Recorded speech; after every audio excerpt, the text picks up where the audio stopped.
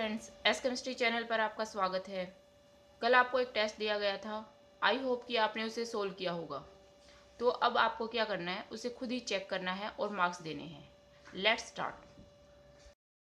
Question number 1 था, crystalline solids are anisotropic in nature, what does this mean. 1 marks का question था। सिर्फ आपने इसमें अनआइसोट्रोपिक के बारे में ही बताना था कि अनआइसोट्रोपी में क्या होता है। फिजिकल प्रॉपर्टीज है, जैसे इलेक्ट्रिकल रेजिस्टेंस, रिफ्रैक्टिव इंडेक्स, उनकी डिफरेंट वैल्यूज होती हैं अगर हम मेजर करते हैं उनको डिफरेंट डायरेक्शन से, ठीक है, इन क्रिस्टल्स। तो ये था anisotropic. Question number 2, how do metallic and ionic substances differ in conducting electricity. 1 marks का क्वेश्चन था। सिर्फ आपने इसमें ये बताना था कि मेटालिक जो सॉलिड है उनमें कंडक्शन जो होता है इलेक्ट्रिसिटी का वो ड्यू टू इलेक्ट्रॉन्स होता है, और मेटालिक जो सॉलिड है उनमें कंडक्शन ड्यू टू आयंस होता है, ठीक है। दूसरा, मेटालिक सॉलिड्स में जो है वो हर टाइप स्टेट में, जैसे सॉलिड, लिक्विड, इनमें क्या कर सकती है, कंडक्ट कर सकती है इलेक्ट्रिसिटी। लेकिन जो आयनिक सॉलिड हैं वो सॉलिड स्टेट में कंडक्ट नहीं कर सकते इलेक्ट्रिसिटी को, ठीक है। Ions don't show conduction in solid states, ठीक है। ये जब क्यों, क्योंकि जैसे कि एग्जांपल है NaCl है, Na positive Cl negative, solid state में क्या होंगे, क्लोजली पैक्ड होंगे, तो ये आयंस नहीं रह के इस तरह से मॉलिक्यूल्स की फॉर्म में होते हैं, ठीक है। और आपको पता है कि इलेक्ट्रिसिटी के कंडक्शन के लिए क्या चाहिए, हमें कैरियर चाहिए कुछ ना कुछ। तो वो क्या होने चाहिए, यहाँ पर आयंस फ्री होने चाहिए, जैसे Na पॉजिटिव Cl नेगेटिव, तभी ये मूव कर पाएंगे और इलेक्ट्रिसिटी का क्या होगा, फ्लो हो जाएगा। तो 1 मार्क्स का क्वेश्चन है, सिर्फ इसमें इतना ही लिखना है।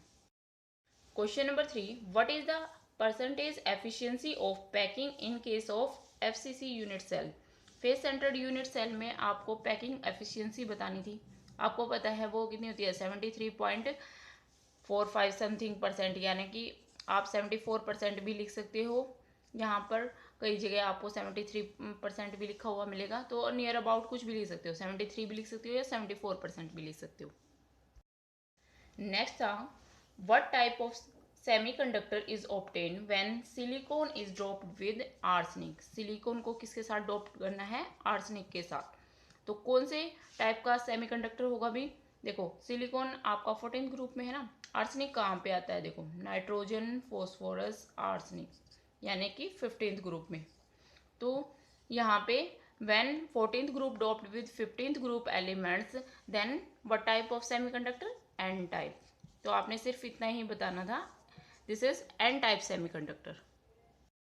Question number 5, a solid with cubic crystal is made up of 2 elements P and Q।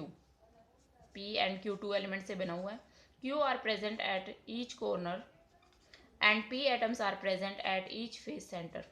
ये फेस सेंटर पे प्रेजेंट है, कौन है, what is the formula, formula बताना है।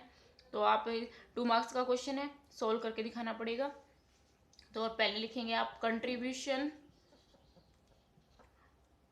Of Q at corner is equal to 1/8 contribution होता है corner पर। कितने कॉर्नर है, 8, इज इक्वल टू कितना आ गया, 1 एटम प्रेजेंट होगा। Then contribution of P at face centre, face पे प्रेजेंट है, फेस पे कितना कंट्रीब्यूशन निकालते हैं भाई, 1/2, और कितने फेस होते हैं, 6, तो कितने हो गए, 3 एटम्स, यानी P तो 3 है और Q एटम कितने हैं, 1। तो फॉर्मूला क्या होगा आपका, PQ3, P एटम 1 है और Q कितने हैं, 3 है। अब देखो यहाँ पर है ना, आप इसको ऐसे भी लिख सकते हैं, Q3P, Q3P किस भी फॉर्म में लिख सकते हैं, क्योंकि यहाँ पे ये नहीं बोला गया है कि जो है कौन से कैटायन है और कौन से एनायन है। अगर कैटायन एनायन का पता होता तो आपको पता है कंपाउंड, जब भी हम फॉर्मूला लिखते हैं तो वहाँ पे कैटायन क्या होते हैं आगे, जैसे कि P अगर कैटायन होता तो आगे और Q एनायन है तो पीछे, ठीक है, ऐसे लिखते हैं। लेकिन यहाँ पर ऐसा कुछ स्पेशल दिया नहीं गया था कि कौन सा कैटायन है कौन सा एनायन है, तो आप इस तरह से PQ3P फॉर्मूला हो सकता है या इसका Q3P फॉर्मूला भी हो सकता है। तो दोनों आप ऑप्शन लिख सकते हैं।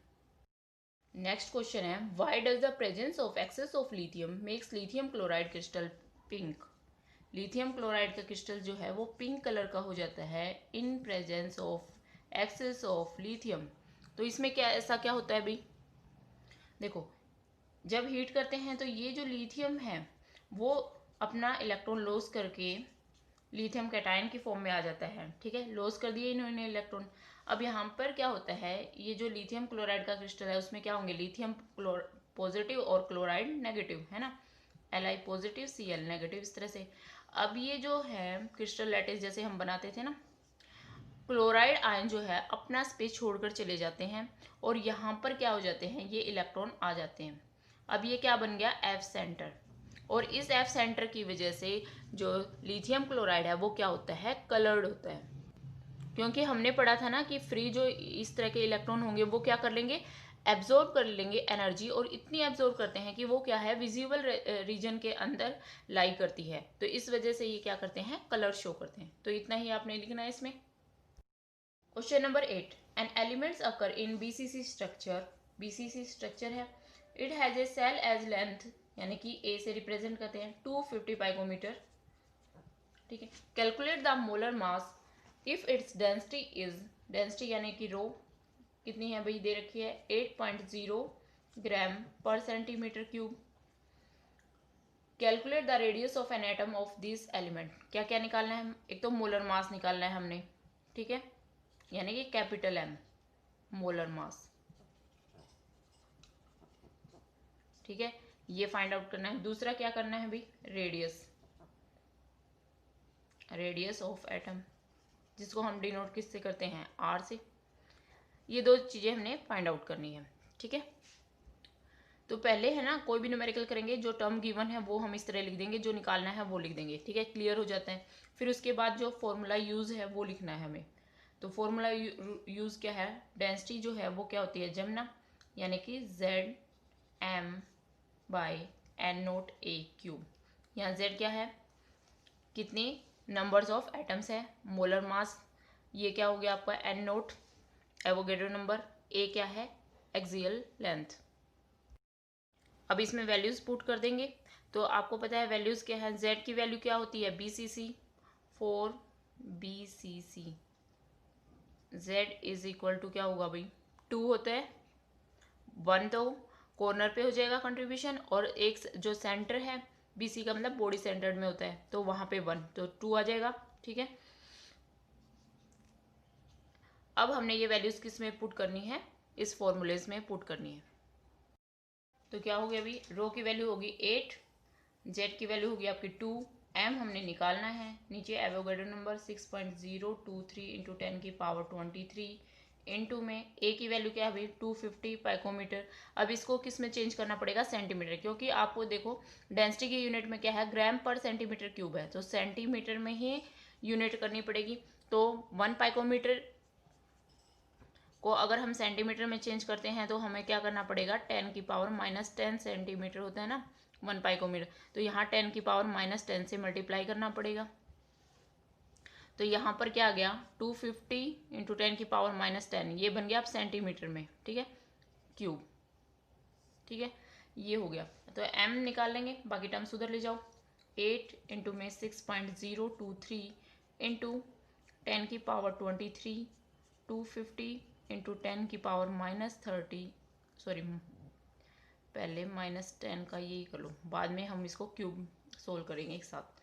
ठीक है, बाय 2। ठीक है, अब देखो 10 की पावर 23 है और यहाँ कितनी होगी, -30, यहाँ 10 की पावर 23 है और यहाँ 10 की पावर -30, इस तरह हो तो मल्टीप्लाई करते हैं पावर्स को। ठीक है, अब ये क्या है, आपस में मल्टीप्लिकेशन में है, तो इनको क्या करेंगे, 23 माइनस प्लस में -30, यानी कि 10⁻23 -30 इज इक्वल टू 10⁻⁻7।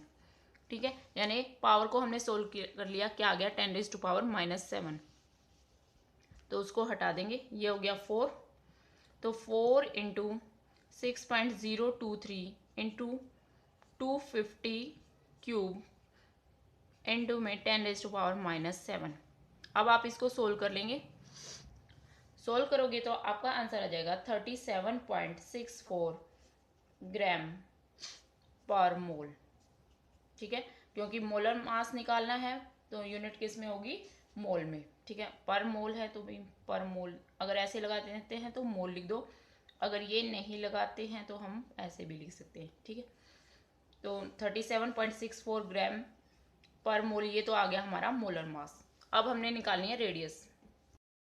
देखो BCC है, इसमें रेडियस और जो एक्सियल लेंथ है उनका रिलेशन हमने किया था r is equal to √3a/4, ठीक है, लर्न होगा। अब यहाँ पर क्या है, हमारे पास a की वैल्यू है तो r निकाल लेंगे। √3 की वैल्यू कितनी होती है 1.732, a की वैल्यू कितनी है 250 पाइकोमीटर। यहाँ पे हमें सेंटीमीटर में चेंज करने की जरूरत नहीं है क्योंकि आंसर हम पाइकोमीटर में निकाल लेंगे, ठीक है, डिवाइडेड बाय 4। तो अगर इसको सोल्व करते हो तो आप आएगा 108.25 पाइकोमीटर, जो इसकी यूनिट होगी वही हमने यहाँ पर लगानी है। देखो ध्यान रहे यूनिट जरूर लगानी है, हाफ मार्क्स आपका यूनिट का ही कट जाएगा। अगर आपने ये 108.25 करके छोड़ दिया ना तो आपका हाफ मार्क्स चला जाता है, ठीक है। तो यूनिट्स हमेशा ध्यान रखनी है, अगर आप कुछ भी आंसर निकालते हो उसकी यूनिट्स पॉसिबल है, अगर है तो वो आप क्या करोगे, लिखोगे जरूर, ठीक है। तो न्यूमेरिकल इसी तरह करना है, जो टर्म्स गिवन है वो लिखो, फिर फॉर्मूला यूज आप क्या कर रहे हो उसको लिखो, ठीक है। अगर उसको बाकी मतलब ऐसा हो कि आपका टाइम एग्जाम में ख़त्म होने वाला है और आप सोल्व नहीं कर पा रहे हैं, तो अगर आपने फॉर्मूला भी लिख दिया तो आपको उतने तो मार्क्स मिलेंगे ना, ठीक है। तो इस तरह हमें ये सोल्व करने हैं। क्वेश्चन नंबर 9 था, how are following properties of crystals affected by Schottky and Frenkel defect. कौन कौन सी थी भी, डेंसिटी और इलेक्ट्रिकल कंडक्टिविटी। तो आपको अलग अलग बताना है कि देखो शॉटकी डिफेक्ट में डेंसिटी पर क्या फ़र्क पड़ता है और इलेक्ट्रिकल कंडक्टिविटी पर क्या फ़र्क पड़ता है, ऐसे ही फ्रैंकल डिफेक्ट में बताना है। तो ये हमने डिटेल में कर लिया था। शॉटकी डिफेक्ट में क्या, इक्वल नंबर ऑफ कैटायन और एनायंस आर मिसिंग, तो क्या होगी, डेंसिटी क्या हो जाती है, डिक्रीज हो जाती है। तो इसमें लिखेंगे हम, in Schottky defect density decreases due to loss of equal number of cation and anion. Electrical conductivity पे क्या फ़र्क पड़ता है, भाई इक्वल नंबर ऑफ कैटायन और एनायन चलेंगे, इसका मतलब क्या हुआ, इलेक्ट्रिकली न्यूट्रलिटी जो है वो बैलेंस रहेगी, वहाँ पर कोई फर्क नहीं पड़ेगा, ठीक है, तो नॉट अफेक्टेड। और फ्रैंकल डिफेक्ट में क्या लिखेंगे, डेंसिटी रिमेन्स अनइफेक्टेड, क्योंकि क्या होता है उसमें कैटायन जो है वो अपनी पोजीशन छोड़कर किस में चला जाएगा भी, उसके जो वॉइड्स होते हैं उसमें चला जाता है। ऐसे ही होता है ना फ्रैंकल डिफेक्ट में, तो डेंसिटी तो कुछ भी बाहर तो गया नहीं, तो डेंसिटी तो सेम रहेगी, तो डेंसिटी रिमेन कांस्टेंट और न्यूट्रलिटी पर भी कोई फर्क नहीं पड़ेगा, न्यूट्रलिटी बैलेंस्ड। डायग्राम के थ्रू आप इसको एक्सप्लेन कर देंगे क्योंकि 3 मार्क्स का क्वेश्चन है ना, तो थोड़ा डायग्राम बना देंगे तो आपका अच्छे से एक्सप्लेन हो पाएगा। नेक्स्ट है, explain the following properties giving suitable example, ferromagnetism, ferrimagnetism and paramagnetism. तो इनके डेफिनेशंस लिख लेंगे क्या होते हैं और उनके एग्जाम्पल दे देंगे, सिंपल था और ज़्यादा कुछ इसमें लिखना नहीं है। Next, what is a semiconductor, describe the 2 main types of semiconductors and explain the mechanism for their conduction. अब देखो इसमें क्या क्या लिखना है, 3 मार्क्स का। पहले तो है व्हाट इज ए सेमीकंडक्टर, एक पार्ट है, तो इसमें सिर्फ आपने उसकी क्या लिखनी है, डेफिनेशन लिख देंगे कि सेमीकंडक्टर होते क्या है, एक आधा एग्जांपल भी लिख दो। उसके बाद सेकंड पार्ट आ गया इसका, describe the 2 main types of semiconductor, तो वो हमने बताने हैं, एन टाइप होते हैं और पी टाइप होते हैं और कैसे होते हैं उनको एक्सप्लेन कर देंगे, ठीक है। और कैसे मैकेनिज्म को एक्सप्लेन करना है हमने, कैसे कंडक्शन होता है, यानी कि बैंड थ्योरी। उसमें बताया था ना मैंने डायग्राम बनाकर कि जो कंडक्शन बैंड होते हैं और वैलेंस बैंड होते हैं उनमें गैप होता है, उस तरह से वो डायग्राम के थ्रू आपको इसको एक्सप्लेन करना था, ठीक है। नेक्स्ट है, what do you mean by radius ratio rule, इसको डिफाइन करना है अपने रेडियस रेशियो रूल को, ठीक है। तो डेफिनेशन तो आप लिख ही देंगे, इफ़ द क्लोज, और साथ में ना इसका फॉर्मूला भी लिख देना। और क्या था इसके साथ, if the close packed cation in A B type solid with NaCl structure have a radius of 75 picometer, what would be maximum and minimum size of anions filling the voids। तो इसमें क्या करना है, ये बोल रहा है कि ए बी टाइप का है, NaCl टाइप स्ट्रक्चर है इसका, ए बी जो है इसके ये हो गया एटम्स और इसका स्ट्रक्चर NaCl टाइप का है। और क्या गिवन है भाई, कैटायन की रेडियस दे रखी है, रेडियस ऑफ कैटायन कितने दे रखी है भाई, 75 पाइकोमीटर, क्लियर। अब ये कह रहा है कि कितने मिनिमम या मैक्सिमम साइज के जो एनायन है वो आ सकते हैं इनके वॉइड्स के अंदर। यानी कि इस तरह से आपका स्ट्रक्चर है, यहाँ स्ट्रक्चर बनाना नहीं है, आपको समझाने के लिए बता रही हूँ मैं। मान लो इस तरह का स्ट्रक्चर है, ये तो क्या है आपके कैटायन है, और इनकी रेडियस जो है वो कितनी है 75 पाइकोमीटर, और इनके बीच में ये जो वॉइड आ गया ना, ये हमें निकालना है कि इस, क्योंकि इतने इस वॉइड पे डिपेंड करेगा कि एनायन, क्योंकि एनायन कहाँ प्रेजेंट है इन वॉइड्स के अंदर, तो कितने साइज के एनायन जो है आ सकते हैं इसके अंदर, फिट हो सकते हैं, वो हमने निकालना है। तो हमें पता है रेडियस रेशियो जो होता है, रेडियस रेशियो रूल क्या कहते हैं, रेडियस रेशियो यानी कि radius of cation to anion, cation radius of anion, ठीक है। अब रेडियस ऑफ कैटायन हमें गिवन है कितनी 75 पाइकोमीटर, और रेडियस ऑफ एनायन हमें निकालनी है, रेडियस ऑफ एनायन ये निकालेंगे हम। रेडियस रेशियो, अब ये कैसे, देखो 7 वो दे रखा है कि NaCl टाइप स्ट्रक्चर है, दे रखा है। अब NaCl जो है, आपने जब हमने वो की थी ना रेडियस रेशियो की टेबल, तो आपने देखा वहाँ पे NaCl जो है वो उनका कोऑर्डिनेशन नंबर क्या होता है 6 होता है, ठीक है। अगर वहाँ पे एग्जाम्पल ना की हो ना, तो एक दो एग्जाम्पल कर लेना कि इस टाइप के स्ट्रक्चर होते हैं, कोऑर्डिनेशन नंबर 6 होता है तो NaCl टाइप का होता है, ठीक है। तो यहाँ आप देखोगे कि कोऑर्डिनेशन नंबर क्या है 6, यानी कि AB का कोऑर्डिनेशन नंबर क्या होगा 6, और 6 जब कोऑर्डिनेशन नंबर होता है तो आपकी रेडियस रेशियो की रेंज कितनी आती है अभी 0.414 टू 0.732, ये रेंज आती है, होती है ना। तो यहाँ पर क्या होगी, ये आ गया हमारे पास रेंज 0.414 मिनिमम रेंज है, और ये आपकी होगी मैक्सिमम रेंज। अब देखो इसने है ना क्वेश्चन में ये पूछ रखा है कि मिनिमम कितने और मैक्सिमम कितनी हमें वो रेडियस होगी किसकी एनायन की, तो यहाँ मिनिमम वैल्यू लेके और मैक्सिमम वैल्यू लेके ही हम निकालेंगे। कैसे, मिनिमम वैल्यू होगी आपकी 0.414, तो ये होगी, इससे निकाल लो रेडियस ऑफ एनायन 75 बाई 0.414, इसको सोल्व कर लेंगे, और फिर यहाँ पर मैक्सिमम रेडियस जो है वो लेके रेशियो लेके फिर हम रेडियस ऑफ एनायन निकाल लेंगे। अब इसको सोल्व करके हमारा आंसर आ गया 181.2 पाइकोमीटर, ठीक है। ऐसे ही हम रेडियस ऑफ एनायन निकाल लेंगे, ये तो मिनिमम रेशियो लेके किया था, मैक्सिमम रेशियो लेके 75 बाई 0.732 है ना, तो इसकी वैल्यूज आ जाएगी 102.5 पाइकोमीटर, ठीक है। अब देखो ये तो हो गई, देखो इनमें से जब ज़्यादा ये है ना, तो मैक्सिमम रेडियस क्या, मैक्सिमम रेडियस ऑफ एनायन तो होगी 181.2 पाइकोमीटर, और ये होगी मिनिमम रेडियस ऑफ एनायन 102.5 पाइकोमीटर। अब देखो मैक्सिमम रेडियस किससे आई है भाई, मिनिमम रेशियो से, किससे आई है मिनिमम रेशियो से। अब मिनिमम रेशियो से क्यों आई है, देखो ये मिनिमम रेशियो कब होगा, जब रेडियस ऑफ कैटायन और एनायन दोनों में डिफरेंस कम होगा, यानी कि ये क्या होंगे आसपास होंगे।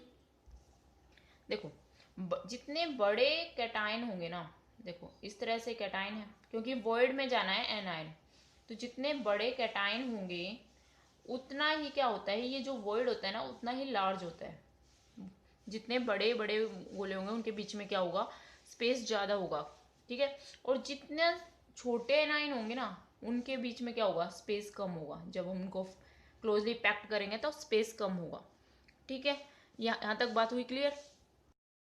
अब देखो ये जो जितने बड़े कैटायन उतने बड़े वॉइड, तो उसमें उतने ही बड़े एनायन आ सकते हैं, यानी कि रेडियस जो है कैटायन की और एनायन की उनमें क्या होगा डिफरेंस कम होगा, ठीक है। तो ये कम होगा डिफरेंस, यानी कि आसपास होंगे, तो ये रेशियो क्या होगा मिनिमम होगा, तो मिनिमम रेशियो की वजह से क्या आती है रेडियस ऑफ एनायन जो है वो मैक्सिमम आती है।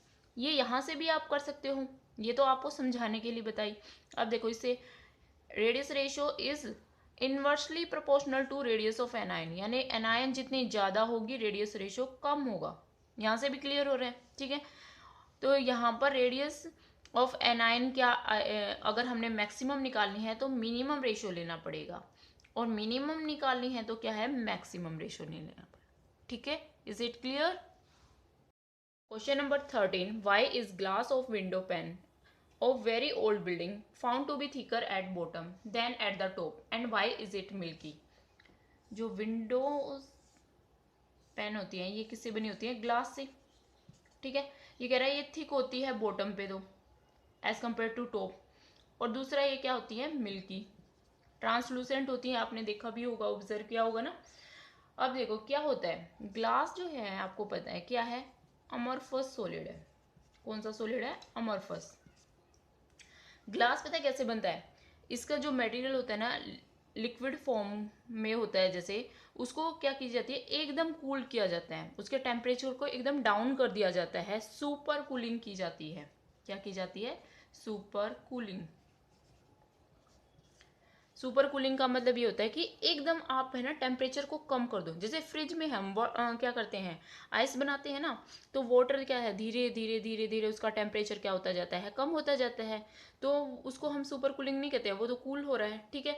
लेकिन सुपर कूलिंग में क्या होता है, एकदम ही जैसे मान लो -30 कर दिया हमने टेम्परेचर एकदम, तो वो क्या होगा, आपका लिक्विड से सॉलिड में कन्वर्ट हो गया एकदम, तो वो उसको बोलते हैं सुपर कूलिंग। तो ग्लास को जब है ना बनाया जाता है ना, ऐसे ही किया जाता है, सुपर कूलिंग की जाती है, इसलिए है ना इसको सूडो सॉलिड भी बोलते हैं, ठीक है। अब ये क्या होता है, एक तरह से इसको हम सुपर कूल्ड लिक्विड भी बोल सकते हैं। क्या बोल सकते हैं, सुपर कूल्ड लिक्विड। तो लिक्विड, लेकिन वो लिक्विड जिसकी विस्कोसिटी कैसी होती है, हाई होती है, ठीक है। और लिक्विड बोल दिया तो कौन सी प्रॉपर्टीज, फ्लूइडिटी होगी, यानी फ्लो करने की टेंडेंसी होगी। लिक्विड क्या है, फ्लो कर सकते हैं, क्योंकि मॉलिक्यूल जो है उसमें जिस भी वो क्लोजली पैक तो होते ही नहीं है, तो वो क्या कर सकते हैं, फ्लो कर सकते हैं। तो ऐसे ही यहाँ पे विंडो पैन में होता है, जब ही इसको टेम्परेचर मिलता है ना, हीटिंग होती है, तो इसकी वजह से इनके मॉलिक्यूल्स जो है वो क्या करने लग जाते हैं, फ्लो करने लग जाते हैं। किसके मॉलिक्यूल्स, ग्लास के। और ये क्या आ जाते हैं, फ्लो करेंगे, ड्यू टू ग्रेविटी क्या आ जाएंगे, नीचे की तरफ आएंगे, ठीक है। तो यहाँ पे ज़्यादा इकट्ठे हो जाएंगे, और जैसे ही इसको कूलिंग मिलेगी तो ये क्या हो जाएंगे, यहाँ पर एक तरह से आप सोलिडिफाई हो जाएंगे, ये कह सकते हैं, है ना। तो इस वजह से क्या हो जाएगा, ये थिक हो जाती है विंडो पैन बॉटम पे at as compare to at the top. अब ये मिल्की क्यों हो जाती है, देखो क्या होता है, जैसे डे के टाइम तो क्या होगा, टेम्परेचर हाई होगा, तो क्या होगी इसमें, यहाँ से हीटिंग होगी, हीटिंग होगी तो मॉलिक्यूल नीचे आएंगे। और जो नाइट के टाइम क्या होता है, कूलिंग हो जाती है, तो वो क्या हो जाते हैं, कूल। तो डे के टाइम क्या होते हैं, हीट, और नाइट के टाइम क्या होते हैं, कूल हो जाते हैं। इस प्रोसेस को बोलते हैं एनीलिंग, एनीलिंग, ठीक है। तो ये एनीलिंग जो है बहुत साल तक होती रहे, तो इससे क्या हो जाता है, ये जो अमरफस सॉलिड्स है ना ग्लास, इसमें कुछ ना कुछ क्रिस्टलाइन करैक्टर आने लग जाते हैं। क्या आने लग जाते हैं, क्रिस्टलाइन करैक्टर। तो इसकी वजह से ये क्या है, मिल्की अपीयर होने लग जाता है, क्योंकि करैक्टर आपका चेंज हो गया है इसका। क्वेश्चन नंबर 14 का फर्स्ट पार्ट था, what do you mean by coordination number. यहाँ कोऑर्डिनेशन नंबर की आप डेफिनेशन बता देंगे, और एक छोटा सा डायग्राम बना देना इस तरह से कि ए पॉजिटिव है, उसको बी नेगेटिव जो है इस तरह से घेरे हुए हैं, बी नेगेटिव। तो 1 2 3 4 5, तो ए का कोऑर्डिनेशन नंबर क्या हो गया, 5। नेक्स्ट था, what are voids, explain its types. यहाँ वर्ड्स की डेफिनेशन देनी है और उसके टाइप्स बताने हैं, tetrahedral voids and octahedral voids, ठीक है। नेक्स्ट है question number 15, write down the axial length and axial angle relationship in the following crystal lattice. Hexagonal, hexagonal के अंदर बताना है हमने रिलेशनशिप। दूसरा ऑर्थोरोम्बिक, ऑर्थोरोम्बिक एंड ट्राइक्लिनिक। देखो वो टेबल याद करवाई थी मैंने, क्यूट अवर मदर, उससे आप निकाल लेंगे। A is equal to B is equal to C in, not equal to C in hexagonal, और alpha is equal to beta is equal to 90 degree, but gamma is equal to 120 degree. Hexagonal में तो ये होता है। Orthorhombic में क्या होता है, A is equal to B is equal to C, alpha is equal to beta is equal to gamma, और also equal to 90 degree. Triclinic तीनों, ठीक है। तो A is equal to B is equal to C, यानी कि not equal.